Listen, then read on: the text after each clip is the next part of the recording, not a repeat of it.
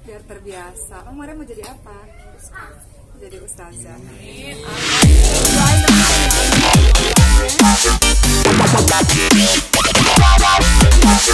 Mulai mengurangi berbagai macam kegiatan. Besok Uma sama Mariam mau ke Palu ya nak ya? Mariam karena udah libur sekolah, betul? Mariam ikut Uma safari dakwah. Jam 1 pagi, pesawatnya jam 1 pagi. Kenapa Mariam ikut Uma safari dakwah? Biar terbiasa. Oh, Mariam mau jadi apa? Jadi ustazah. Amin. Doain teman-teman ya, amin. Mohon doanya.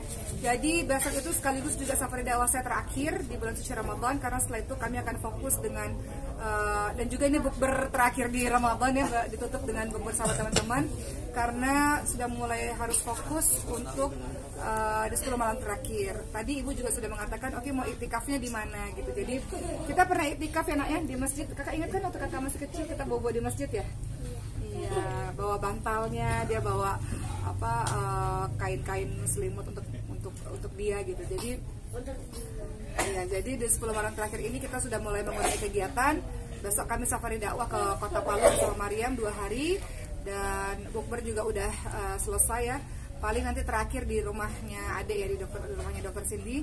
Setelah itu udah kita akan sangat fokus dengan ibadah di 10 hari terakhir. Terlebih udah mulai banyak mbak-mbak di rumah kan yang sudah mulai pulang kampung gitu. Jadi memang saya akan full bersama dengan anak-anak insya Allah. Ini memang rutin kau dalam setiap tahunnya 10 malam terakhir tuh. Ya, di 10 malam terakhir itu memang kami ada i'tikaf di masjid.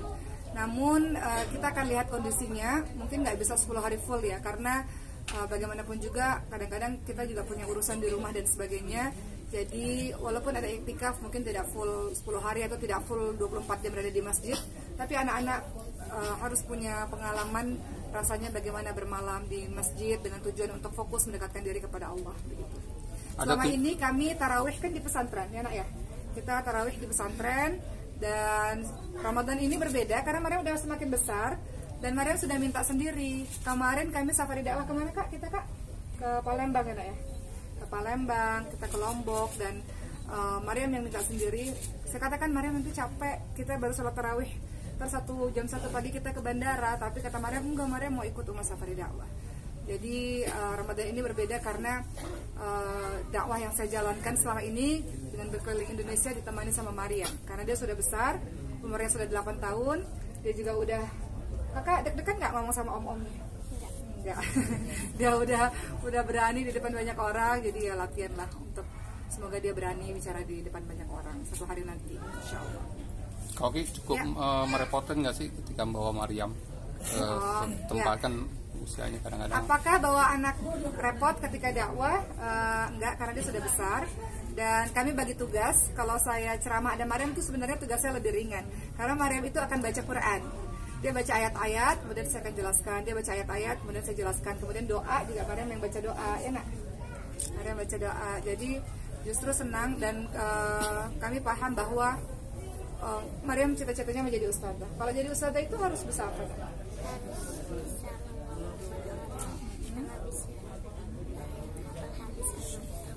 Oke, bahasa apa? Bahasa Arab. Nah, jadi Mariam juga lagi memperdalam bahasa Arabnya dan juga Qurannya. Ya, harapannya ke depannya mudah-mudahan Allah bantu Mariam untuk bisa mensyiarkan ayat-ayat Allah dengan baik insya Allah. Ini tahun pertama kau ini menjadi salah satu pokok betul. Udah mengajarkan Mariam. Kita tahu bahwa sesuatu itu kan nggak bisa mendadak begitu saja ya. Misalnya kayak Mariam bilang mau jadi ustazah, kan nggak bisa dalam sekejap mata langsung jadi gitu. Jadi sekarang di masa kecilnya Mariam sekarang udah fasih bahasa Arabnya, ya kak. Nanti تستطيع أن تتكلمي بلغة العربية صح؟ كيف أنت تدرس اللغة العربية؟ في المدرسة كيف؟ أنت تدرس كم ساعة في كل يوم؟ نعم، عربية وقرآن. كم ساعة؟ ساعة فقط العربية وقرآن؟ ساعة أو ساعتين. Oh kakak katanya tante sama omnya ngomongnya agak kenceng. Kakak kan hafal nasyid. Nahnu nurid anti mungkin nahnu nurid an nasma anti mada nasyid. Hayya. kenceng. أهلا بها مدرستي أهلا بكل إخوتي في عامنا الجديد كأننا في عيد في كل عام نكبر وإن نجحنا نفخر نبني ونحن الوطن فخيره يسعدنا. ما شاء الله. Anti Tarifi ana la afam. Ya, jadi dia lagi bacain nasyidnya dia tentang madrasah. Oh, na'am, ana urid asma. Hayya. أحب الناس لأمي ومن بالروح تهديني فكم الليلة القامت على مهدي تغطيني تخاف علي من برد ومن حر فتحميني ومن ألم ومن مرض أناديها فتكفيني بروحي سوف أفديها كما بالروح تهديني وأسعى في هناءتها كما تسعى وترضيني. Masya Allah. Jadi saya memberitahu kepada Maryam kalau mau jadi ustadzah dia nggak bisa begitu saja jadi, harus ada proses yang dilalui. Sehingga memang Maryam setiap hari dia belajar bahasa Arab, setiap hari dia belajar Quran, masih berjuang sampai hari ini. Dan Maryam juga tahu rasanya mustahil kalaupun bisa baca Quran ataupun kalau bisa bahasa Arab dan ilmu-ilmu lainnya, tapi nggak punya kemampuan untuk bisa berani di depan orang. Jadi sebenarnya mengajak Maryam untuk safari dakwah itu sekaligus mengajak Maryam supaya berani. Karena di awal-awal Maryam deg-degan ya nak ya. Maryam deg-degan kan, takut kan? Awal-awal deg-degan, tapi makin lama alhamdulillah dia sudah semakin percaya diri. Kakak takut nggak lihat omongan tantenya tuh? Takut nggak kan? Kalau tadi artinya apa maksud komunikasi? Iya, dia tadi bercerita tentang madrasah ya. Jadi untuk mempelajari bahasa Arab, madrasah itu sekolah ya. Jadi ketika mempelajari bahasa Arab itu lebih mudah kalau dengan lagu-lagu. Dengan begitu dia hafal kosakata. Kakak tadi cerita tentang ibu juga ya. Nah, tentang ibu, tentang madrasah. Jadi dalam pelajari bahasa Arab, cara belajarnya Maryam adalah dengan menghafalkan lagu-lagu. Dari situ dia mendapatkan kosakata baru. Dan setelah itu kita praktek sehari-hari. Seperti itu. Jadi ya alhamdulillah. Maryam sekarang udah berapa juz hafal Qurannya nak? Maryam hafal 3 juz. Sebenarnya Maryam itu belajar Quran dari umur 2 tahun secara intens. Ketika dia sudah mulai bisa bicara, dia sudah mulai belajar Quran sampai hari ini. Dan dia meluangkan waktu sehari 2 jam untuk bersama dengan Quran. Jadi kalau dibilang sampai hari ini masih terus berproses. Belum selesai belajarnya Maryam, saya pun masih terus berproses. Dan kayaknya kalau bersama dengan Quran seumur hidup ya, karena harus diulang lagi seperti itu. Jadi sebenarnya Maryam boleh jadi apapun, tapi kayaknya seorang muslim mustahil kalau nggak ada Qurannya di lisannya, di hatinya, di pikirannya gitu. Apalagi syahrul Ramadan, ini syahrul tilawah, syahrul Quran.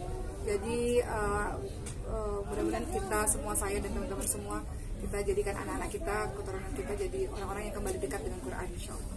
Sekaligus kemarin juga katanya sempat viral video Maryam bersama dalam Faas ya. Iya. Di YouTube-nya Oma juga ada kan. Kakak, bentar. Itu banyak netizen yang pada memuji kemahiran dari Maryam itu seperti apa? Kakak, kemarin kakak Baba, suami saya mana ya? Tolong titip anaknya. Baba, tolong titip lagi terawih. Oke. Nah, kemarin itu Maryam sambung ayat sama Abang Fas. Kakak kenal Abang Fas nggak sebelumnya? Kakak senang sambung ayat sama Abang Fas? Iya. Jadi kita ada satu acara dan kemudian karena Abang Fasnya juga hafal Quran, Maryam juga hafal Quran. Kemarin akhirnya Maryam sambung ayat dengan Abang Fas. Sambung ayat apa kemarin nak? Abasnya sama Al-Mu'ah. Kakak gimana rasanya sambung ayat sama Abang Fas? Deg-degan nggak? Karena mungkin Quran itu udah sehari-hari buat dia kan, jadi kapanpun kita minta ya dia keluar aja gitu, keluar di lisannya tanpa ya, karena kan tiap hari udah latihan dan murojaah gitu. Susah nggak sih kan ngapalin Al-Quran tuh Kak? Maryam susah nggak sih hafalin Quran Maryam? Nggak. Caranya gimana sih supaya kita hafal?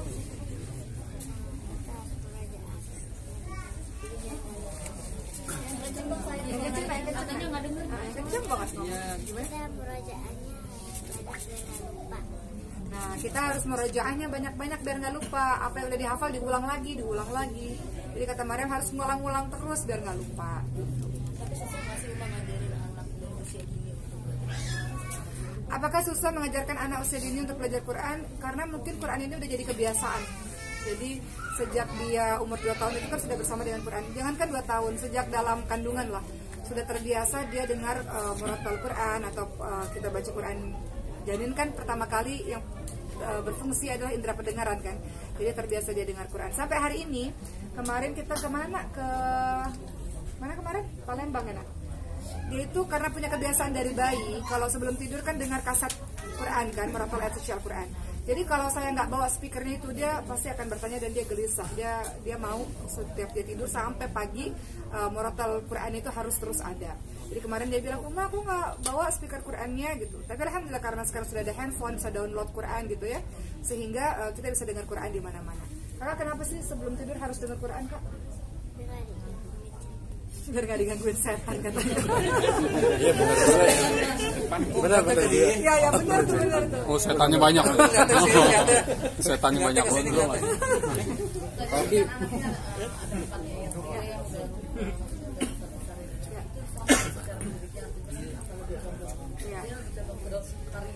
Tante Mariamnya capek, udahan belum Mariamnya? Iya nggak apa-apa. Apa nak? Ini nggak mau dengar Mariam ngaji?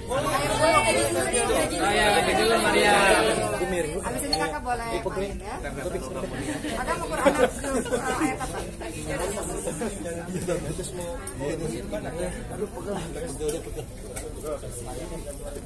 Ya, Mariam mau baca apa? Panas satu. Bisa lagi? Bisa lagi? Al-A'la. Nah, hayya Maryam mau baca surah Al-A'la katanya. Iya Maryam. Yang baik ya nak, bacanya yang Yang kenceng deh. A'udzu billahi minasy syaithanir rajim. Bismillahirrahmanirrahim. Sabbih isma rabbikal a'la. Alladzi khalaqa fasawwa. والذي قدر فهدى والذي أخرج المرعى فجعله غثاء أحوى سنقرئك فلا تنسى إلا ما شاء الله إنه يعلم الجهر وما يخفى ونيسرك لليسرى فذكر إن نفعت الذكرى سيذكر من يخشى ويتجنبها الأشقى الذي يصلى النار الكبرى ثم لا يموت فيها ولا يحيا قد أفلح من تزكى وذكر اسم ربه فصلى بل تؤثرون الحياة الدنيا والآخرة خير وأبقى إن هذا لفي الصحف الأولى صحف إبراهيم وموسى. Sadaqallah.